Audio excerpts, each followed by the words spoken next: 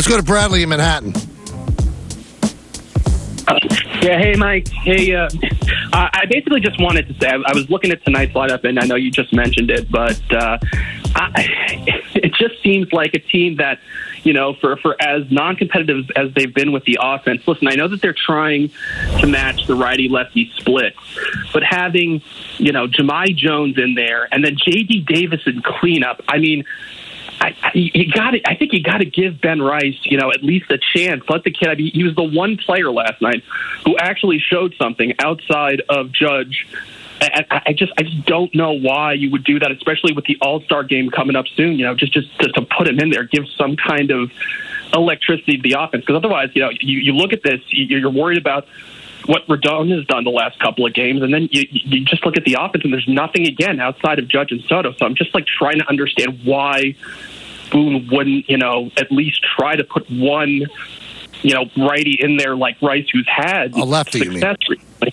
Yeah, sorry, lefty. Yeah, you know what? I can't sit here and say you're wrong, because when I was driving in to the stadium today, thank you, Bradley, I thought about maybe have Rice be the DH today.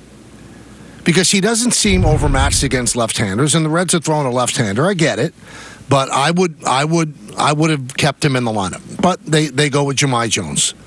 So I mean, their bench isn't very good right now. It's not very deep, and listen, it's right there for all of you to see.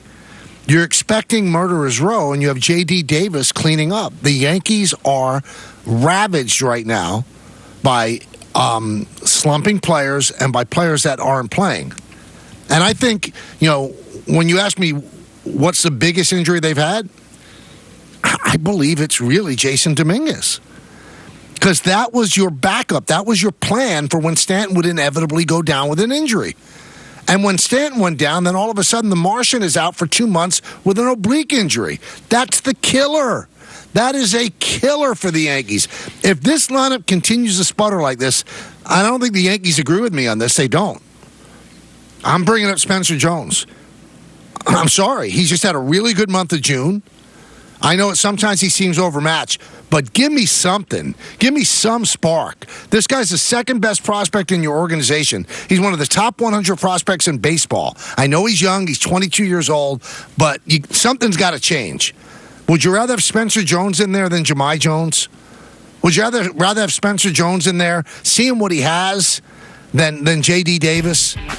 Now, I know he's not on the 40-man, and I'll take some maneuvering, but Yankee front office is very smart. They could actually figure it out. Right now, in June, he hit .296, 6 home runs, 29 ribbies, on-base percentage of .355. Now, they know better than me. They have people watching, and they have reports every day. Maybe they don't think that he can handle it up here. And that's at AA Somerset. That's not at AAA. But they need a spark. And I'm going to tell you another thing. Ben Rice is giving them a spark. Ben Rice has actually outperformed their expectations. So why not take a chance with one of your best prospects? And with Dominguez out, he's your top prospect. That means that Spencer Jones right now is your top available prospect. He's the number one prospect with Dominguez out.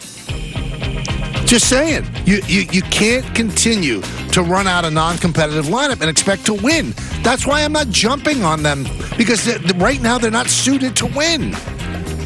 You got Aaron Judge doing Herculean work that keeps them relevant. Same thing with Soto, although Soto has gotten on base a lot with walks.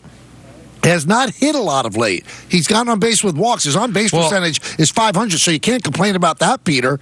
But right now, it's Judge and Soto, and that's it. Well, can I use your own argument to push back against from something you said earlier? Sure. Listen, Heel was bad, and he's been worse over the last 3 games.